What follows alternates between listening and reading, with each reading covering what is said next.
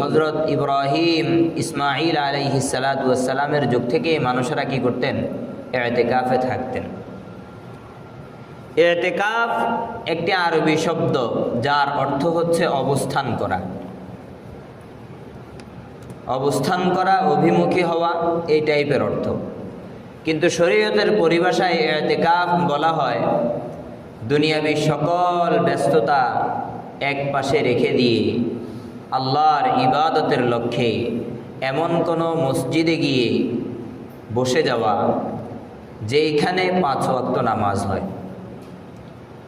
দুনিয়াবি সকল ব্যস্ততাগুলো ব্যস্ততাকে ব্যতি রেখে এক পাশে রেখে দিয়ে আল্লাহর ইবাদতের জন্য এমন কোনো মসজিদে গিয়ে বসে যাওয়া যেই মসজিদে 5 ওয়াক্ত নামাজ হয়, এটা হলো শরীয়তের পরিভাষায় ইতিকাফ।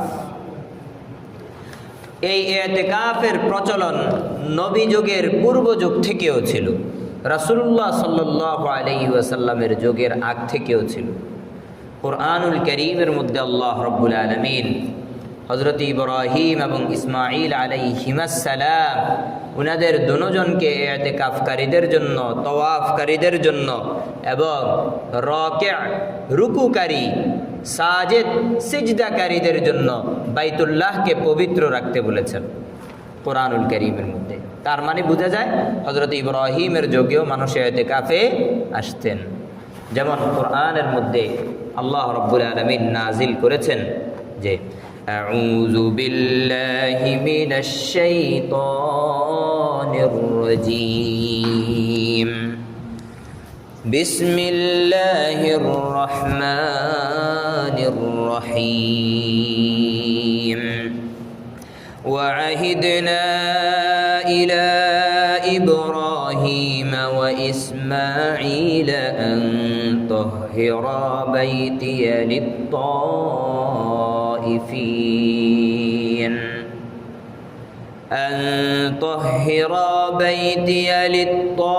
للطائفين والعاكفين والركع السجود।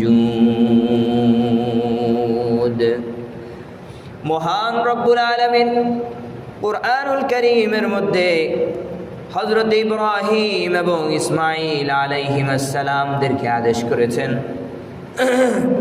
আল্লাহ রব্বুল আলামিন বলেন, আমি ইব্রাহিম এবং ইসমাঈলকে আদেশ করেছি তারা উভয়ে যেন আমার ঘরখানাকে পবিত্র করে, আমার ঘরখানাকে যেন তারা পবিত্র রাখে। কাদের জন্য পবিত্র রাখবে, কাদের জন্য পরিচ্ছন্ন রাখবে? বলে আমি তাদেরকে বলে দিয়েছি যারা এই ঘরের তওয়াফ করে তাদের জন্য ঘরখানাকে পবিত্র রাখতে। আমি তাদেরকে বলে দিয়েছি যারা এই ঘরের মধ্যে ইতিকাফের নিয়তে এসে থাকে ওই সকল মেহমানদের জন্য ঘরখানাকে পবিত্র রাখার জন্য আমি তাদের উভয়কে বলেছি। আমি তাদেরকে বলেছি এই ঘরে যারা রুকু করে, এই ঘরে যারা সিজদা করে তাদের জন্য ঘরখানাকে পবিত্র রাখো। এর দ্বারা বোঝা যায় মহান রব্বুল আলামিনের ঘরকে কেন্দ্র করে বহু পূর্ব যুগ থেকে ইতিকাফের যে রীতিনীতি সেটা চলে আসছিল। অর্থাৎ জাহেলি জামানার মানুষগুলো আল্লাহর ঘরকে কেন্দ্র করে ইতিকাফের নিয়ত করত। রাসূলুল্লাহ সাল্লাল্লাহু আলাইহি ওয়াসাল্লামের হাদিস থেকে আরো সুস্পষ্ট হয়ে যায় যে জাহেলি জামানায় মানুষ বাইতুল্লাহর ইতিকাফের জন্য মান্নত পর্যন্ত করত। হযরত ওমর ইবনুল খাত্তাব রাদিয়াল্লাহু তাআলা আনহু থেকে বর্ণিত, তিনি বলেন, কুলতু ইয়া রাসূলুল্লাহ, বলে আমি একবার নবীজি সাল্লাল্লাহু আলাইহি ওয়াসাল্লামকে বললাম, হে আল্লাহ পাকের রাসূল সাল্লাল্লাহু আলাইহি ওয়াসাল্লাম, ইন্নী কুনতু নাযারতু ফিল জাহিলিয়াতি আন আ'তাকিফা লাইলাতান ফিল মসজিদিল হারাম। হযরত ওমর বলেন, ইয়া রাসূলুল্লাহ, আমি জাহিলি জামানায় বাইতুল্লাহ শরীফে এক রাত অথবা একদিন মান্নত করেছিলাম যে এক রাত অথবা একদিন আমি ইতিকাফ থাকবো। রাসূলুল্লাহ সাল্লাল্লাহু আলাইহি ওয়াসাল্লামকে যখন বলেছে যে আমি মান্নত করেছি কিন্তু মান্নতটা পুরো করি নাই, রাসূল বলে, ফাআউফি বিনাযরিক, বলে ওমর তুমি যে মান্যত করেছো মান্যতটা সঠিক, এটা কোনো খারাপ মান্যত নয়, তুমি তোমার মান্যতটাকে পূরণ করো। এর দ্বারা বোঝা যায় জাহেলি জামানার মানুষরাও আল্লাহর ঘরকে কেন্দ্র করে ইতিকাফ করত। ইতিকাফের যে একটা বিধান, এই বিধানটা এইভাবে রাসূলুল্লাহ সাল্লাল্লাহু আলাইহি ওয়াসাল্লাম পর্যন্ত এসেছে এবং ইতিকাফের একটা সুন্দর পরিস্থিতি তৈরি হয়েছে। নবীজি নিজে ইতিকাফ করেছেন এবং সাহাবায়ে কেরামকে ইতিকাফের জন্য উদ্বুদ্ধ করেছেন।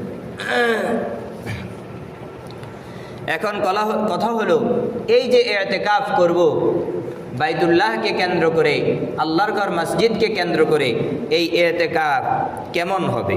ইতিকাফের প্রকার কি? কত প্রকার ইতিকাফ? ইতিকাফ শরীয়তের পরিভাষায় যে সকল দুনিয়াবি ব্যতিব্যস্ততা ছেড়ে দিয়ে আল্লাহর ঘরে ইবাদতের উদ্দেশ্যে বসে যাওয়াকে ইতিকাফ বলে। এই ধরনের ইতিকাফ 3 রকম হয়। কয় রকম? 3 রকম। এক নাম্বার হলো ওয়াজিব ইতিকাফ। ওয়াজিব, এই যে হযরত ওমরের হাদিসের মধ্যে যেটা গেছে যে ইয়া রাসূলুল্লাহ আমি মান্যত করেছিলাম যে অমুক কাজটা আমার পূরণ হলে আমি বাইতুল্লাহর একদিনের ইতিকাফ করব, এটা ওয়াজিব ইতিকাফ। এটা কি? ওয়াজিব ইতিকাফ। আর ওয়াজিব ইতিকাফের জন্য শর্ত হলো রোজাও রাখতে হবে, ইতিকাফও করতে হবে। দিন রাত 24 ঘন্টা, দিন রাত 24 ঘন্টা রোজা রাখবে দিনের বেলা, রাতের বেলা মসজিদ, দিনের বেলা তো মসজিদে থাকবেই, রাতের বেলা সহ থাকবে। কথা কি বুঝাতে পারছি? অর্থাৎ যে কয়দিনের মান্যত আপনি করবেন ওই কয়দিনের রোজাও আপনার উপর ওয়াজিব হয়ে যাবে। ওয়াজিব ইতিকাফের বিধান হলো এমন। এরপর হলো সুন্নতে মুআক্কাদা। সুন্নত ইতিকাফ, সুন্নতে মুআক্কাদা আলাল কিফায়া, অর্থাৎ সমাজের মসজিদের মধ্যে কিছু লোক যদি ইতিকাফ করে সমাজবাসীদের পক্ষ থেকে আদায় হয়ে যাবে। কেউ যদি না করে সবাই সুন্নতে মুআক্কাদা ছেড়ে দেওয়ার গুনাহে লিপ্ত হবে। এটা হচ্ছে সুন্নতে মুআক্কাদা আলাল কিফায়া। এই ইতিকাফটা হলো রমাদানুল মুবারকের 20 তারিখ সূর্যাস্তের আগ দিয়ে ঢুকবে, একবারে ঈদের চাঁদ দেখার পরে মসজিদ থেকে বের হবে। এটা হলো সুন্নাতে মুআক্কাদা আলাল কিফায়া, 10 দিনের রমাদানের শেষ দশকের ইতিকাফ। রমাদানের শেষ দশকের ইতিকাফ এটাকে বলে সুন্নাতে মুআক্কাদা আলাল কিফায়া। রাসূল এটা সব সময় করেছেন। আর একটা হলো মুস্তাহাব বা সুন্নাতে গায়রে মুআক্কাদার ইতিকাফ। এই যে আমরা মসজিদে প্রবেশ করার সময় দোয়া পড়ছিলাম, বিসমিল্লাহি ওয়াসসালাতু ওয়াসসালামু আলা রাসূলিল্লাহ আল্লাহুম্মা ইফতাহ লি আবওয়াবা রাহমাতিক, দোয়া পড়ার সময় নিয়ত করলাম যে আল্লাহ আমি ইতিকাফের নিয়তে ঢুকতেছি। যতক্ষণ আমি মসজিদে থাকবো, যেই সময় ইচ্ছে হয় আসবো, আবার যাওয়ার সময় চলে যাব। এটা হলো নফল ইতিকাফ। এটা কি? নফল ইতিকাফ বা মুস্তাহাব ইতিকাফ। এছাড়াও রমাদানের শেষ দশকে 10 দিনের কোনো ব্যক্তি নিয়ত করে নাই, বরং 3 দিনের নিয়ত করছে, 5 দিনের নিয়ত করছে, ওইটাও নফল ইতিকাফ। ওটাও কি? নফল ইতিকাফ। তাহলে পেলাম যে ইতিকাফ ওয়াজিব হয়, ইতিকাফ সুন্নাত হয়, ইতিকাফ নফল হয়। আমাদের আজকের আলোচ্য বিষয় থাকবে সুন্নাত ইতিকাফ নিয়ে, যেহেতু আমাদের সামনের ইতিকাফটা কি? সুন্নাতে মুআক্কাদা আলাল কিফায়ার ইতিকাফ। এই ইতিকাফ সম্পর্কে আমরা আলোচনা করব। সবগুলো ইতিকাফেরই ধারণা চলে আসবে ইনশাআল্লাহ। এরপর আসেন ইতিকাফের স্থান, সর্বশ্রেষ্ঠ জায়গা কোনটা? আমি যে ইতিকাফ করব, মসজিদ তো ইতিকাফের জায়গা, কিন্তু মসজিদের মধ্যে শ্রেষ্ঠতম মসজিদ আছে না নাই? আল্লাহু আকবার। ইতিকাফের জন্য সর্বশ্রেষ্ঠ মসজিদ হলো মসজিদুল হারাম, বাইতুল্লাহ শরীফ। কোন শরীফ? বাইতুল্লাহ শরীফ। আল্লাহু আকবার। যেখানে কাবাতুল্লাহ দেখা যায়, ওই কালো গিলাফ ছুঁয়ে দেখা যায়, যেখানে তওয়াফ করা যায়। বাইতুল্লাহ শরীফের ইতিকাফ পৃথিবীর বুকে সর্বশ্রেষ্ঠ ইতিকাফ। বাইতুল্লাহর পর মসজিদে নববীতে ইতিকাফ করা সর্বশ্রেষ্ঠ ইতিকাফ। মসজিদে নববী, মসজিদুন নবী, যেটাকে রাসূলুল্লাহ সাল্লাল্লাহু আলাইহি ওয়াসাল্লাম মদিনায় যাওয়ার পর নিজে শ্রমিক হয়ে কাজ করে করে যেই মসজিদ সাহাবায়ে কেরামের সাথে ইট পাথরের গড়ে তুলেছিলেন, মাটির কাঁচা দেয়ালের গড়ে তুলেছিলেন, খেজুর পাতার ছাউনি দিয়ে গড়ে তুলেছিলেন, ওই মসজিদ হলো মসজিদুন নবী সাল্লাল্লাহু আলাইহি ওয়াসাল্লাম। মসজিদুন নবী সাল্লাল্লাহু আলাইহি ওয়াসাল্লামের দ্বিতীয়তে ইতিকাফের জন্য সর্বশ্রেষ্ঠ জায়গা। তারপর ইতিকাফের জন্য তৃতীয়তে সর্বশ্রেষ্ঠ জায়গা হলো মসজিদুল আকসা, যেটা ইহুদিরা আমাদের থেকে দখল করে ফেলেছে। আমাদের বাইতুল আকসা, বাইতুল মুকদ্দাস, যেই সম্পর্কে কুরআনুল কারীমের মধ্যে আয়াত নাজিল হয়েছে, সুবহানাল্লাযী আসরা বিআবদিহি লাইলাম মিনাল মাসজিদিল হারাম ইলাল মাসজিদিল আকসা। ওই যে মসজিদুল আকসা, আল্লাহু আকবার, যে মসজিদুল আকসা হযরত সুলাইমান আলাইহিস সালাতু ওয়াস সালামের সময় জিন্নাতদের কারুকার্যে খচিত পুনর্নির্মাণ হয়েছিল, ওই নির্মাণের পর থেকে নিয়ে আজও অবধি ওইভাবেই মসজিদুল আকসা দাঁড়িয়ে আছে। আর ওই মসজিদুল আকসা এই ইহুদিরা আমাদের থেকে ছিনিয়ে নিয়েছে। আল্লাহ রাব্বুল আলামিন মুসলমানদেরকে ঐক্যবদ্ধ হওয়ার তৌফিক দান করুন। সকল বাতিলের বিপক্ষে আমাদেরকে সীসাডালা প্রাচীরের মতো দেয়াল গড়ে তোলার তৌফিক দান করুন। তো ইতিকাফের জন্য তৃতীয়তম সর্বশ্রেষ্ঠ স্থান হলো ওই বাইতুল আকসা, মসজিদুল আকসা। তারপর ইতিকাফের জন্য চতুর্থতে সবচাইতে ভালো জায়গা হলো জামে মসজিদ, যেখানে জুমার নামাজ হয়, যেখানে কি হয়, জুমার নামাজ হয়। এরপর ইতিকাফের জন্য পাঞ্জেখানা মসজিদ। এরপর ইতিকাফের জন্য কোনটা? পাঞ্জেখানা মসজিদ, যেখানে আমার বাড়ির পাশে জুমা তো হয় না, কিন্তু 5 ওয়াক্ত নামাজ হয়, সেখানে আমি ইতিকাফ করতে পারবো। তবে মহিলাদের জন্য ইতিকাফের জন্য সর্বশ্রেষ্ঠ জায়গা হলো তার ঘরের কোনো একটা কামরাকে সে মসজিদে রূপান্তরিত করে, অর্থাৎ সেখানে একটা মুসল্লা বিছিয়ে ওই ঘরের ওই কামরাটাকে মসজিদ এরিয়া বানিয়ে সেখানে ইতিকাফ করবে, ঘরের কোণে ইতিকাফ করবে, সেখান থেকে বের হবে না, কোনো প্রয়োজন ছাড়া ওই ঘর থেকে বের হবে না। মহিলারাও ইতিকাফ করতে পারবে। দেখছেন, আল্লাহু আকবার।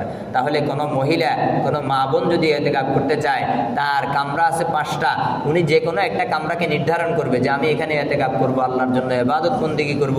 মুরগি হাঁস আমি 10 দিনের জন্য ছেড়ে দিলাম, আমার অন্যান্য যারা আছে তাদেরকে দায়িত্ব দিয়ে দিলাম, অথবা আমি এই 10 দিন এখানে বসে গেলাম, আমাকে খাবার এখান থেকে এনে দিবে, আমি এখানে খাবো আর আল্লাহর ইবাদত বন্দেগী করব। মায়েরা চাইলে এরকম একটা রুমকে নির্ধারণ করে সেখানে ইবাদত গড়ে তুলতে পারে, সেটাও ইতিকাফ হবে, সেটাও কি হবে, ইতিকাফ হবে। এরপর আসেন ইতিকাফের গুরুত্ব। ইতিকাফের গুরুত্ব, আল্লাহু আকবার। عن عائشة رضي الله تعالى عنها قالت كان رسول الله صلى الله عليه وسلم يعتكف العشر الأواخر من رمضان حتى توفاه الله تعالى। হযরত আয়েশা রাদিয়াল্লাহু তাআলা আনহা বলে রাসূলুল্লাহ সাল্লাল্লাহু আলাইহি ওয়াসাল্লাম রমজানের শেষ দশকে সব সময় ইতিকাফ করতেন, যতক্ষণ না আল্লাহ রাব্বুল আলামিন তাকে দুনিয়া থেকে আসমানে উঠিয়ে নিয়েছেন, তথা আল্লাহ রাব্বুল আলামিন রাসূলুল্লাহ সাল্লাল্লাহু আলাইহি ওয়াসাল্লামকে ইন্তেকাল দান করেছেন, কবর জগতে নিয়ে গেছেন। রাসূলুল্লাহ সাল্লাল্লাহু আলাইহি ওয়াসাল্লাম মৃত্যুর আগ পর্যন্ত প্রতি বছর তিনি শেষ দশকে ইতিকাফ করতেন। ইতিকাফের গুরুত্ব, কেমন গুরুত্ব দিয়েছেন রাসূল তার পুরো জীবনের মধ্যে। যখন থেকে রাসূল ইতিকাফের বিধান পেয়েছে, তখন থেকে মৃত্যু পর্যন্ত প্রত্যেক বছর শেষ দশকে তিনি ইতিকাফ করেছেন, কখনো ইতিকাফ ছেড়ে দেন নাই, একবারে। বুখারী মুসলিমের হাদিস, আল্লাহু আকবার। অন্য হাদিসের মধ্যে এসেছে আন আনাস রাদিয়াল্লাহু তাআলা আনহু قال كان النبي صلى الله عليه وسلم يعتكف العشر الأواخر من رمضان فلم يعتكف عاما فلما كان في العام المقبل اعتكف 20। হযরত আনাস রাদিয়াল্লাহু তাআলা আনহু থেকে বর্ণিত, তিনি বলেন নবী করিম সাল্লাল্লাহু আলাইহি ওয়াসাল্লাম রমজানের শেষ দশকে সবসময় ইতিকাফ করতেন। ফালাম ইয়াতাকিফ আমা, কিন্তু রাসূলুল্লাহ সাল্লাল্লাহু আলাইহি ওয়াসাল্লাম কোনো এক কারণে এক বছর ইতিকাফ করতে পারে নাই, কোনো এক বছর রাসূলুল্লাহ সাল্লাল্লাহু আলাইহি ওয়াসাল্লাম ইতিকাফ করতে পারে নাই। ফালাম্মা কানা ফিল আমিল মুকবিল, অতঃপর যখন ওই বছরটা চলে গেল, আগামী বছর আসলো, ইআতাকাফা 20, রাসূল পূর্বের বছরে যে 10 দিন ইতিকাফ করতে পারে নাই, ওই 10 দিনকে বাড়িয়ে আগামী বছর আসার পর 20 দিন একসাথে ইতিকাফ করেছেন। কয়দিন? 20 দিন একসাথে ইতিকাফ করেছেন। অর্থাৎ আগামী বছরেরটা সহ এবং গত বছরেরটা সহ কাজা করেছেন। গত বছরের কাজা এবং আগামী বছরের ইতিকাফ। এর দ্বারা বোঝা যায় কোনো ব্যক্তি যদি সুন্নতে ইতিকাফের নিয়ত করে, কি বললাম, সুন্নতে ইতিকাফের নিয়ত করে ইতিকাফে আসে, কোনো কারণবশত তার অসতর্কতার কারণে বাহিরে গিয়ে বেশি হাসি ঠাট্টা বা বিভিন্ন কারণে ইতিকাফটা ভঙ্গ হয়ে গেছে, তখন তার জন্য এই ইতিকাফের কাজা করা ওয়াজিব। কি বললাম, তার জন্য ওই ইতিকাফের কাজা করা ওয়াজিব। পরের বছরে সে ইতিকাফটা কাজা করবে। কি করবে? কাজা করবে। ওই যে ওয়াজিব ইতিকাফের মধ্যে এটাও একটা প্রকার। ওয়াজিব ইতিকাফের মধ্যে এটাও কি ভাই একটা প্রকার। আল্লাহু আকবার। তাহলে বোঝা গেল ইতিকাফকে রাসূলুল্লাহ সাল্লাল্লাহু আলাইহি সাল্লাম এভাবে গুরুত্ব দিয়েছেন। এক বছর ছুটে গেছে, কিন্তু রাসূলুল্লাহ সাল্লাল্লাহু আলাইহি সাল্লাম ওই ছুটে যাওয়া ইতিকাফের পরের বছরে যে আবার কাজা করছেন, পরের বছরে গিয়ে আবার কাজা করছেন। সুবহানাল্লাহ। তারপর আসেন ইতিকাফের ফায়দা কি। ইতিকাফের সবচেয়ে বড় ফায়দা হলো শবে কদর লাভ হওয়া। বাড়িতে যখন থাকি আমি অবহেলায় সময়গুলো কাটিয়ে দেই, কিন্তু মসজিদের মধ্যে এমন এক আবহের মধ্যে থাকা হয় যেখানে গুনাহমুক্ত পরিবেশ, চাইলেও আমি গুনাহ করতে পারি না। এমন একটা জায়গায় যখন শেষ দশক কাটানো হয়, শেষ দশকের 5টা দিন বেজোড় রাত্রি আছে না নাই? 5টা বেজোড় রাত্রি আছে। রাসূলুল্লাহ সাল্লাল্লাহু আলাইহি সাল্লামের হাদিসের মাধ্যমে বোঝা যায় এই 5 রাত্রির যে কোনো এক রাত্রিতে শবে কদর হওয়ার সম্ভাবনা আছে। এই 5 বেজোড় রাত্রিগুলো আমি যখন মসজিদে থেকে পালন করব, 5 বেজোড় রাত্রিগুলোতে যখন আমি মসজিদে থেকে ইবাদত বন্দেগী করব, আল্লাহ চাহে তো আমার শবে কদর অর্জন হবে। আর শবে কদর যদি আমার জীবনে একবার অর্জন হয়ে যায়, তাহলে আল্লাহ রাব্বুল আলামিন বলেন লাইলাতুল কদরি খায়রুম মিন আলফি শাহর। মিন আলফি শাহর, আলফি শাহর মানে হচ্ছে যে 1000 রজনী থেকে বেশি উত্তম একটা রজনী আমি পেয়ে গেলাম। সুবহানাল্লাহ। অর্থাৎ এক রাতের ইবাদত আমার 1000 রাতের ইবাদতের সমান হয়ে গেল। সুবহানাল্লাহ। তাহলে এর চেয়ে বড় কোনো নিয়ামত আছে? আল্লাহ রাব্বুল আলামিন যতগুলো রাত্রিকে বৈশিষ্ট্যমণ্ডিত করেছেন, শবে বরাত, তারপরে ঈদের রাতগুলো, রমাদানের রাতগুলো, এই সবগুলো রাতের মধ্যে সবচাইতে শ্রেষ্ঠত্ব এবং সম্মানিত করেছেন শবে কদরের রাতকে। কোনটাকে? শবে কদরের রাতকে। আল্লাহু আকবার। কিন্তু এই শবে কদরের রাতটা নির্ধারিত একদিন বলে দিতে পারতেন। রাসূলুল্লাহ সাল্লাল্লাহু আলাইহি ওয়াসাল্লাম বলেন যে আমি তো, আমাকে জানানো হয়েছিল কোন দিন, কিন্তু আবার আমাকে ভুলিয়ে দেওয়া হয়েছে। আমি আবার ভুলে গেছি। আমি আবার কি হয়ে গেছি? ভুলে গেছি। কিন্তু রাসূল বলে দিয়েছেন, বলে তোমরা এই কারণে শেষ দশকে গিয়ে লাইলাতুল কদরকে তোমরা তালাশ করো।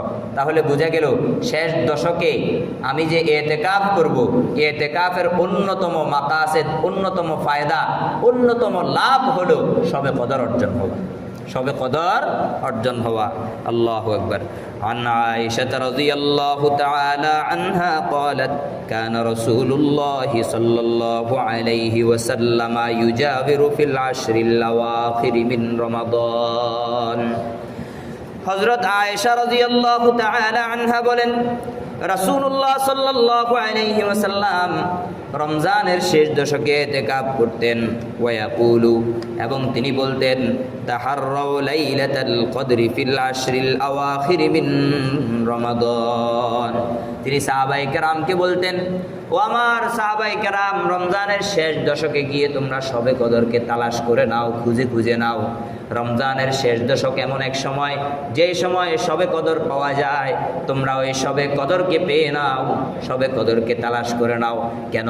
কারণ রাসূলুল্লাহ সাল্লাল্লাহু আলাইহি ওয়াসাল্লামের উপর শবে কদর সম্পর্কে আয়াত নাজিল হয়েছে, ইন্না আনজালনাহু ফি লাইলাতিল কদর।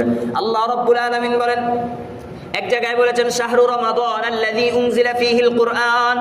আল্লাহ রাব্বুল আলামিন বলেন রমজান মাসে আমি কুরআন নাজিল করেছি।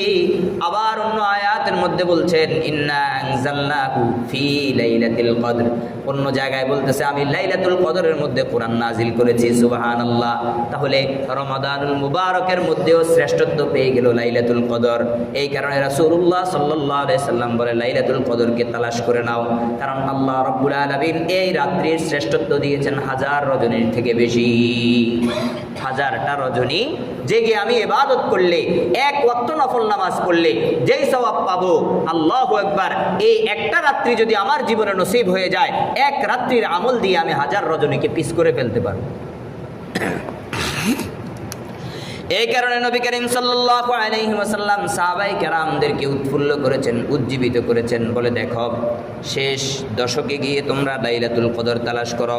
অন্য এক হাদিসের মধ্যে আসছেন, কানা ইয়াতাকিফু ফিল আশরিল আওসাতি মিন রমাদান ফাতাকাফা আমা হাত্তা ইযা কানা লাইলাতা 21 وهي الليلة التي يخرج من صبيحتها من اعتكافه। নবী করিম সাল্লাল্লাহু আলাইহি ওয়াসাল্লাম প্রথম রমজানের মাঝখানের দশকে ইতিকাফ করতেন। দেখেন, রাসূলুল্লাহ শবে কদর তালাশের জন্য একবারে সবসময় ইতিকাফরত ছিলেন। মাঝখানের দশকেও ইতিকাফ করছেন, না জানি শবে কদর ছুটে যায় কিনা। রাসূলুল্লাহ সাল্লাল্লাহু আলাইহি ওয়াসাল্লাম হাদিস শরীফের মধ্যে আসছেন যে হুজুর সাল্লাল্লাহু আলাইহি ওয়াসাল্লাম রমজানের মাঝখানের দশকে ইতিকাফ করতেন। প্রত্যেক বছর করে শবে কদরের আশায়। কিন্তু রাসূলুল্লাহ সাল্লাল্লাহু আলাইহি ওয়াসাল্লাম এক রমজানের মাঝখানের দশকে ইতিকাফ করছেন। ফাতাকাফা আমা হাত্তা ইযা কানা লাইলাতা 21, যখন 20তম রজনীর রাত হলো। 20টা রোজা রাখছে। 20টা রোজা রাখার আগের দিন অর্থাৎ 19তম রোজা গিয়ে রাত যখন হলো, রাতের বেলা রাসূল ঘোষণা করলেন, বলে আমার সাহাবায়ে কেরাম যারা আমার সাথে এই 10 দিন ইতিকাফে ছিলে, তোমরা আগামীকাল সকাল থেকে হয়তো মুক্ত হয়ে যাবে। 20 রোজা শেষ হয়ে গেলে মুক্ত হয়ে যাবে। 20টা রোজার যখন ইফতার করে ফেলবে, সূর্য যখন অস্তমিত হয়ে যাবে, তোমরা মুক্ত হয়ে যাবে। কিন্তু আমার সাহাবায়ে কেরাম যারা আমার সাথে এতদিন পর্যন্ত এই 10টা দিন ছিলে, আমি তোমাদের সবাইকে বলছি তোমরা আমার সাথে আরো 10 দিন ইতিকাফ করো। কতদিন? ক্বালা মান কানা আতাকাফা মাই ফালইয়াতাকিফিল আশরিল আওয়াখির। রাসূলুল্লাহ সাল্লাল্লাহু আলাইহি ওয়াসাল্লাম বলে, যারা আমার সাথে এই 10 দিন ইতিকাফ করেছো, আমি চাই তারা আমার সাথে আরো 10 দিন শেষ দশকের পর্যন্ত ইতিকাফ করো। ওয়া ক্বাদ উরিদু হাযিহিল লাইলা সুম্মা উনসিতুহা। বলে, কেননা শবে কদরের রাত্রিটা আমাকে দেখানো হয়েছিল, শবে কদরের রাত্রিটা আমাকে বলে দেওয়া হয়েছিল, কিন্তু আবার আমাকে ভুলিয়ে দেওয়া হয়েছে। কথা কি বুঝাইতে পারছি? আল্লাহু আকবার। রাত্রি ভুলাইয়া দিছে, লস হয়েছে না লাভ হয়েছে? লাভ হয়েছে। কারণ আগে এক রাত্রি নিয়ে বসে থাকতাম, রুসুম রেওয়াজ পালন করতাম, হাজার বেদাত করতাম। এইসব বেদাত থেকে বাঁচাইয়া দিয়া আল্লাহর একনিষ্ঠ বান্দাদেরকে একনিষ্ঠ করে দিছে। ওই বান্দা তুমি শবে কদর চাও? বলে হ্যাঁ চাই। ওই ঠিক আছে, ইতিকাফে যাও। 10 দিন পর্যন্ত ভালো করে ইবাদত বন্দেগি করো। হ্যাঁ, এই 10 দিনের 5টা রাত এমন আছে, যেই 5 রাত যদি ইবাদত বন্দেগি করো, নিশ্চিত তুমি শবে কদর পাইয়া গেলা। সুবহানাল্লাহ। বেজোড়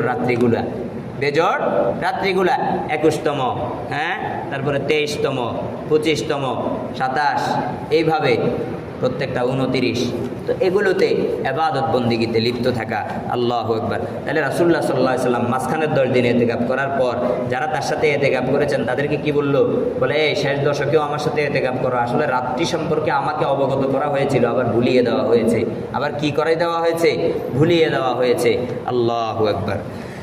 এই কারণে নবী করিম সাল্লাল্লাহু আলাইহি ওয়াসাল্লাম বলেন, ফালতামিসুহা ফিল আশরিল আওয়াখিরি ওয়ালতামিসুহা ফি কুল্লি উইত্রিন। নির্দিষ্ট করে দিছে। রাসূল বলেন, এই কারণে তোমরা ওই রাতটিকে তালাশ করো। কবে তালাশ করবে? রাসূল বলেন, শেষ দশকের মধ্যে তালাশ করো। রাসূল আবার বলেন, ওয়ালতামিসুহা ফি কুল্লি উইত্রিন। বলে, শেষ দশকের মধ্যেও যত বেজোড় রাত্রি আছে সেগুলোতে তালাশ করো। বেজোড় রাত্রিগুলোতে তোমরা সেগুলোকে তালাশ করো। তাহলে ফায়দা বুঝলাম তো? 1 নাম্বার লাভ কি? শবে কদর অর্জন করা। ইতিকাফ করলে প্রথম নাম্বার 1 নাম্বার লাভ হচ্ছে শবে কদর। যেই রাত্রি পেয়ে গেলে আমার জীবনটা, আল্লাহ চাহে তো 1000 রজনীর রাত জেগে আমল করার একটা ফায়দা আমি পেয়ে গেলাম এক রাত্রি দিয়ে। আল্লাহু আকবার। ইতিকাফের দ্বিতীয় ফায়দা হলো অত্যন্ত পবিত্র ও গুনাহমুক্ত পরিবেশে থাকা হয় কিনা? মসজিদে ঢুকে আমরা গীবত শিকায়াত করতে পছন্দ করি করি না? আমরা অমুকের কথা তো মুখে লাগাইতে পছন্দ করি না? মসজিদে ঢুকে কেউ কারোর সাথে কথা বলাটাও আমাদের কাছে বিব্রতকর মনে হয়, তাই না? এই কারণে এক পাশে বসে থাকি, পারলে আল্লাহর ইবাদত বন্দেগী করি, বিভিন্ন কাজ তাসবিহাত বিভিন্ন কিছুতে লিপ্ত থাকি। কেউ এসে 2 রাকাত নামাজ পড়তেছে, কেউ এসে তসবিহ তাহলিলে লিপ্ত হইতেছে। মানে গুনাহমুক্ত একটা পরিবেশ, যেখানে এসে মাছ বাজার হয় না, মানুষ একে অপরকে গালি দেয় না, কেউ কারোর সাথে ঝগড়া করে না। হ্যাঁ, একটু উঁচু গলা কারো হয়ে গেলে আল্লাহ না করুক, এই মসজিদ থেকে বের হয়ে যাও, তারপরে গিয়ে ঝগড়া করো। ঠিক আছে না ভাই? তো গুনাহমুক্ত একটা পরিবেশে 10টা দিন আমি কাটাবো। এই 10 দিনের জন্য আল্লাহ রাব্বুল আলামিন আমাকে গুনাহ থেকে হেফাজত করবেন, গুনাহ থেকে হেফাজত করবেন। বড় গুনাহ তো দূর কি বাত, হ্যাঁ, ছোট ছোট গুনাহ থেকেও আমি হেফাজত হইতে পারবো ইনশাআল্লাহ, যদি আমার একটু চেষ্টা থাকে। ইতিকাফের দ্বিতীয় ফায়দা হলো এটা, গুনাহমুক্ত একটা পরিবেশে নিজেকে 10 দিন উৎসর্গ করা যায়। তৃতীয় নাম্বার ইতিকাফের ফায়দা হলো সমস্ত দুনিয়াবি ঝামেলা মুক্ত হয়ে আল্লাহর জন্য একনিষ্ঠ হয়ে যাওয়া। আল্লাহু আকবার। পুরা বছরে এমন কোনো সময় আছে যেই সময় আমার সাংসারিক ব্যস্ততা থাকে না? বলেন, থাকে? সব সময় থাকে। আল্লাহু আকবার।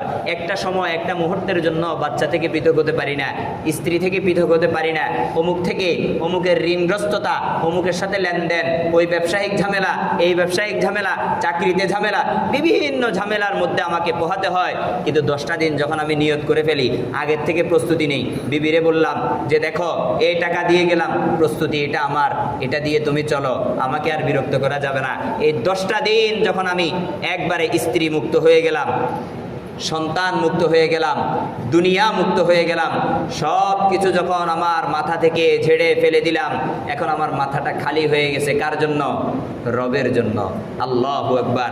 10 দিন আমি আমার আল্লাহকে আমার এই খালি জেহেনের মধ্যে জায়গা দিলাম। আল্লাহ, এখন শুধু আপনি আছেন, আর কেউ নাই। এখন শুধু আপনি আছেন, আর কেউ নাই। এই 10 দিন আপনার জন্য। আপনার জন্য তো এমনি প্রত্যেক দিন নামাজে সময় দেই, কিন্তু ওই যে দুনিয়াবি চিন্তা নিয়ে। আপনার জন্য তো প্রত্যেক দিন রোজার মধ্যে সময় দেই, কিন্তু ওই যে দুনিয়াবি চিন্তা নিয়ে। কিন্তু এই 10 দিন আমি এমন ভাবে খালি করেছি, ও আল্লাহ, হ্যাঁ, আব তু আজা, আব তো খালওয়াত হো গই। এখন তো আপনি চলে আসেন, এখন তো খালি হয়ে গেছে। আল্লাহু আকবার। আল্লাহকে চাওয়ার একটা উত্তম মাধ্যম। এই লাভগুলো আমরা অর্জন করতে চাই কিনা? আল্লাহ রাব্বুল আলামিন আমাদের সবাইকে এই লাভগুলো অর্জন করার তৌফিক দান করেন। তারপরে আসেন ইতিকাফের প্রস্তুতি। কিভাবে ইতিকাফের প্রস্তুতি নিব? 1 নাম্বার, যারা ইতিকাফে আসবো বাহ্যিকভাবে পবিত্র ও পরিপাটি হতে হবে। কি হতে হবে? হ্যাঁ, আমার মোষগুলোকে ছাঁটাই করে, হ্যাঁ, সুন্দরভাবে যেভাবে মোষ ছোট করার কথা হাদিস শরীফের মধ্যে আসছে, কিন্তু দাড়ি আবার লম্বা করতে হবে। 1 মুষ্টি সম পরিমাণ দাড়ি রাখা ওয়াজিব, এটা একবারে কোনো ছাড় নাই। কথা কি বুঝাইতে পারছি? অনেকে মনে করো অল্প অল্প দাড়ি রাখলে মনে হয় হয়ে যাবে, এটা ভুল কথা। একবারে 1 মুষ্টি সম পরিমাণ দাড়ি রাখতে হবে। কারো 1 মুষ্টি হয় না জন্মগতভাবে, ওটা কোনো সমস্যা নেই, কিন্তু যাদের হয় ওনারা যদি কেটে ফেলে তাহলে গুনাহগার হবে। এরকম আমার মোষগুলোকে ছাঁটাই করে, আমার বিভিন্ন অবাঞ্ছিত লোমগুলোকে পরিষ্কার করে আমি একবারে পবিত্রতার সহিত আমার মসজিদে এসে আমি ঠাঁই নিব। আল্লাহু আকবার। কেন? আল্লাহ রাব্বুল আলামিন কোরআনুল কারীমের মধ্যে বলেন, ইয়া বানি আদম খুযু যিনাতাকুম ইনদা কুল্লি মসজিদ। আল্লাহ রাব্বুল আলামিন কোরআনুল কারীমের মধ্যে বলে বান্দা যখন মসজিদে যাবে তখন পরিপাটি হয়ে যাও, সৌন্দর্য বর্ধিত করো, নিজের চেহারাটাকে পরিষ্কার করো, সুন্দর কাপড় পরিধান করো, ওই কাপড় দিয়ে তুমি মসজিদে যাও। কেন?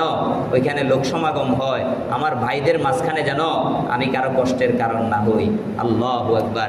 এই কারণে খুব পরিপাটি, বাহ্যিক দিক থেকে আমি যতটা নিজেকে পরিপাটি করা যায়, যত সুন্দর করা যায়, এটা করে আসব। কোথায় থেকে?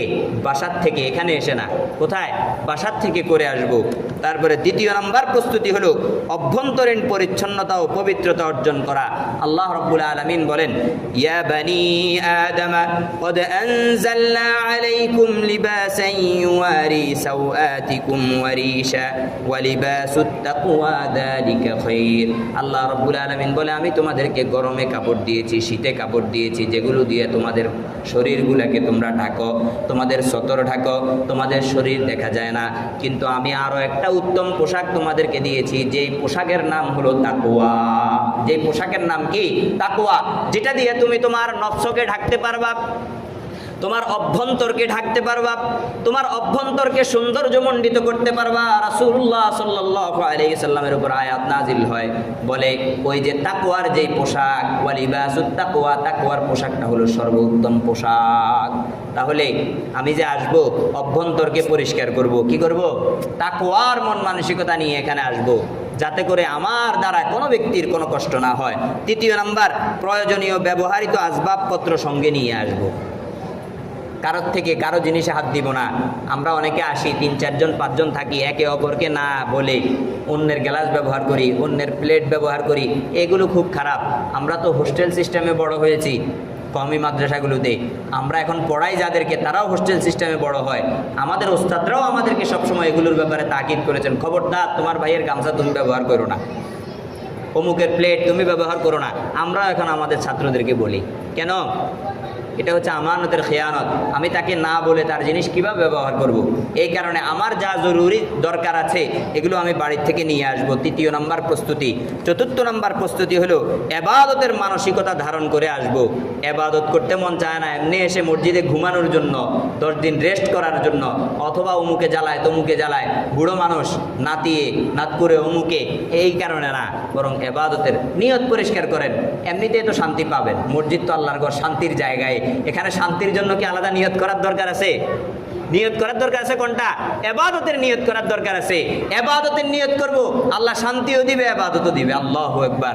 ইবাদতের নিয়তের কারণে সওয়াবও পাবো, আবার শান্তিও পাবো। আবার কি পাবো? শান্তিও পাবো। এই কারণে চতুর্থ নাম্বার হলো ইবাদতের মন মানসিকতা, মগজ তৈরি করে আসবো। কারো গীবত করার জন্য না, কারো পেছনে লাগার জন্য না। হ্যাঁ, ইতিকাফে বসে আমরা কত যে অহেতুক কাজগুলো করি, মোবাইল, তারপরে বিভিন্ন ধরনের বাহিরে অহেতুক কাজ করি, বাহিরে গিয়ে কথা বলি, কথা বললে ইতিকাফ ভেঙে যাবে না? এসব মাসাইলগুলো আমি বলবো ইনশাল্লাহ ধীরে ধীরে। হ্যাঁ, কিন্তু ও আমার ভাইরা, এই যে আগামী মঙ্গলবার দিনের রোজাটা রেখেই তো হ্যাঁ একবার ইফতারটা এখানে এসে করতে হবে, তাই না? আগামী মঙ্গলবার 20 রমজান, 20 রমজানের সূর্যাস্তের আগে আগে যারা আমরা ইতিকাফ করব, সূর্যাস্তের আগে আগে আমরা মসজিদে চলে আসব। একেবারে ঈদের চাঁদ উঠা পর্যন্ত থাকবো। ঈদের চাঁদ উঠছে, তারপরে আমি মুক্ত হইলাম, বেডিং পত্র নিয়ে বাহিরে যাব। তারপরে আমাকে ওই অধিকার দেওয়া হবে যে মসজিদের বাহিরে গিয়ে কথা বলবো। এর আগে কোনো কথা, মসজিদের বাহিরে কোনো কথা নাই।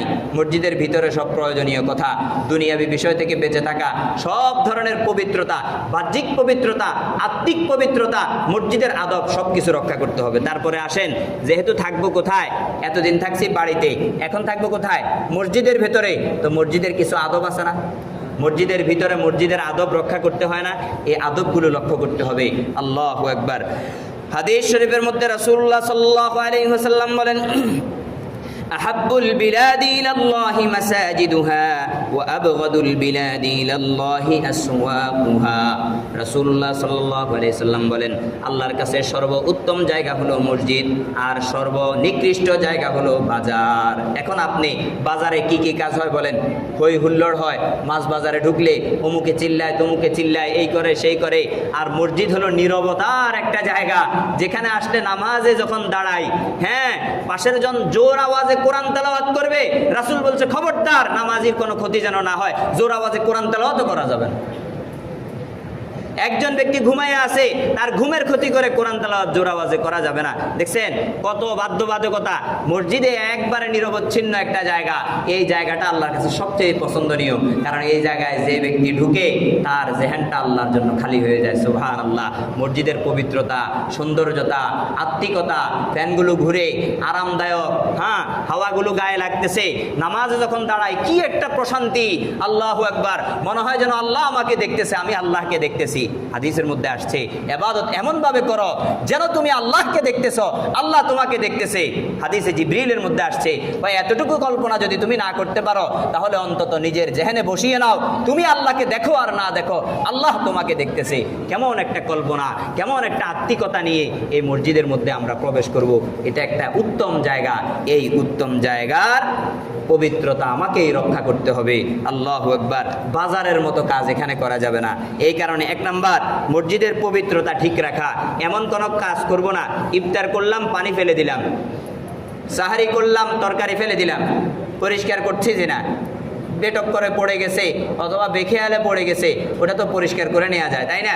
বারান্দায় যে সমস্ত ভাইয়েরা গল্প গুজব করতেছে ওনারাও ভিতরে চলে আসি, এটা খুবই দৃষ্টিকটু। আমাদের অনেক মুরব্বী মুসল্লিয়ানে কেন অভিযোগ দেয় যে একবারে বালেক সাবালেক মানে বড় বড় ছেলেরা যারা 20 থেকে 25 বছর বয়সী এরকম লোকেরাও বারান্দায় বসে বসে গোল মিটিং করে। তো এটা আজকে বললাম, আপনারা এটা সংশোধনী করে নেবেন। যুবক ভাইয়েরা, আপনাদের জন্য তো ওয়াজ আরও বেশি দরকার। পুরা জীবন পড়ে আছে, আল্লাহ যদি হায়াত দেয়। আল্লাহু আকবার। তো এই কারণে 1 নাম্বার, মসজিদের পবিত্রতা রক্ষা করব, এমন কাজ করব না যেটার দ্বারা মসজিদের পবিত্রতা ক্ষুণ্ণ হয়।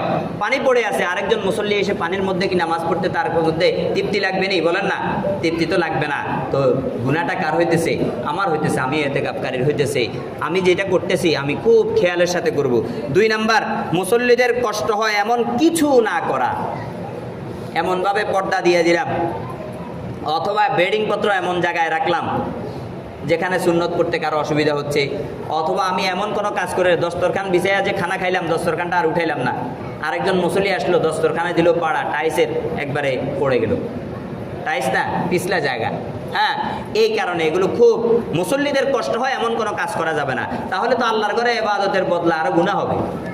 ইবাদতের উদ্দেশ্যে আসলাম, যদি আমার মুসল্লি ভাইদেরকে কষ্টই দিতে হয়, অমুকের কথা তমুক, অমুকরে এরকম, তমুকরে এরকম, মসজিদে এসেও মানুষের সাথে ঝগড়া করি, মসজিদে এসেও আমার প্রতিবেশী ভাই যিনি আছে উনার জিনিসপত্র নিয়ে উনার সাথে টুকাটুকি এবং জিনিসপত্র নিয়ে ঝগড়া ঝাঁটি করি, খবরদার খবরদার। তাহলে ইবাদতের যে নিয়ত করে আসলাম, এই নিয়তের কোনো কিছু হলো? কোনো ফায়দা নাই, কোনো ফায়দা নাই, বরং গুনাহ হবে। আল্লাহ রাব্বুল আলামিন আমাদেরকে হেফাজত করুন। তারপর 3 নাম্বার, ঝগড়াঝাঁটি ও অপছন্দনীয় কাজ থেকে বিরত থাকতে হবে। ঝগড়াঝাঁটি ও অপছন্দনীয় কাজ, শুধু ঝগড়াঝাঁটি তো হারাম জিনিস। এরপর অপছন্দনীয় যেগুলো আছে এগুলোর থেকেও বিরত থাকতে হবে। অপছন্দনীয় কোনো কাজ করা যাবে না। আল্লাহ রাব্বুল আলামিন আমাদের ইতিকাফকে পবিত্রময় করুন। আমাদের মসজিদগুলোকে সুন্দরভাবে রেখে আমরা যেন আমাদের পবিত্রতম ইতিকাফকে সুন্দর করতে পারি, আমাদের ইবাদতের এই মৌসুমকে কাজে লাগাতে পারি। এই ইতিকাফরত যারা আসবেন, যারা আল্লাহর ঘরের মেহমান হবেন, তাদের প্রতি আমার জোর আবদার হলো অবশ্যই মসজিদের পবিত্রতা রক্ষা করবেন, নিজেদের পবিত্রতা রক্ষা করবেন। নিজেদের 2 পবিত্রতা, বাহ্যিক পবিত্রতা, অভ্যন্তরীণ পবিত্রতা, মসজিদের পবিত্রতা, মসজিদের ভেতরের পবিত্রতা, কথা বলার পবিত্রতা, সব কিছু আপনারা রক্ষা করবেন। আল্লাহ রাব্বুল আলামিন আপনাদের সবাইকে কবুল করুন। আল্লাহ আমাদেরকেও আপনাদের উসিলায় ক্ষমা করে দেন। আপনাদের ইতিকাফের উসিলায় করে যদি আমরা পুরা এলাকাবাসী যদি ক্ষমা পেতে পারি, দেখেন আপনারা আল্লাহর ঘরের মেহমান, কত দামি আপনারা। সুবহানাল্লাহ। এই কারণে যারা আসবো খুব প্রস্তুতি নিয়ে আসবো। আর খুঁটিনাটি কিছু মাসাইল আছে, কিভাবে কথা বলবো, কিভাবে কোথায় যাব, এগুলো আমরা ধীরে ধীরে ওই যে এশারের আগে 3 মিনিট আমরা কি করি, মাসাইলের আলোচনা করি, ওই সময় আমরা আস্তে আস্তে বলে নিব ইনশাআল্লাহ। আল্লাহ রাব্বুল আলামিন আমাদের সবাইকে কবুল করুন। ওয়া মা তাওফীকি ইল্লা বিল্লাহ। আসসালামু আলাইকুম ওয়া রাহমাতুল্লাহ।